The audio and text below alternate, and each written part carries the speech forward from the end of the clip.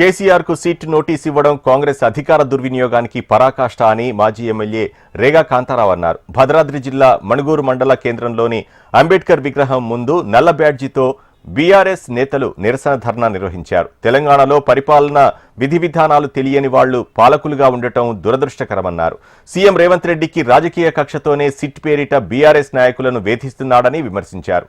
మాజీ సీఎం కేసీఆర్ హయాంలో అమలు చేసిన పథకాలను కొనసాగించడం కాంగ్రెస్ ప్రభుత్వానికి చేత కాదని ఎద్దేవా చేశారు.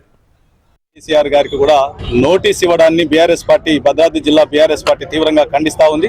వెంటనే నీ చిల్లర శాస్త్రాలు ఆపి ఏదైతే ఫోన్ ట్యాపింగ్ కోసం వేసినటువంటి సిట్ ఏదైతే ఉందో, సిగ్గుమాలినటువంటి సిట్ ఏదైతే ఉందో దాన్ని వెంటనే రద్దు చేయాలి. కేసీఆర్ గారికి ఇచ్చినటువంటి, మా నాయకులకి ఇచ్చినటువంటి నోటీసుల్ని ఉపసంహరించుకోవాలని చెప్పేసి బీఆర్ఎస్ పార్టీ పక్షాన తీవ్రంగా ఖండిస్తూ, దొంగల్ని పట్టుకోవడానికి పోలీసులు ఏ రూపంలో పట్టుకుంటారా, ఎట్లా చేస్తారా మాకు సంబంధం లేదు. పోలీసులు వాళ్ళ పని వాళ్ళు చేస్తారు. దానికున్ను ప్రజాప్రతినిధులకు ఏం సంబంధం? నిజంగా సిగ్గుపడతా ఉంది. అవంతా మీరు చేసే అక్రమాలు, దోపిడీ, అలసత్వాన్ని ఎప్పుడు కూడా వెంటాడుతూ ఉంటాం.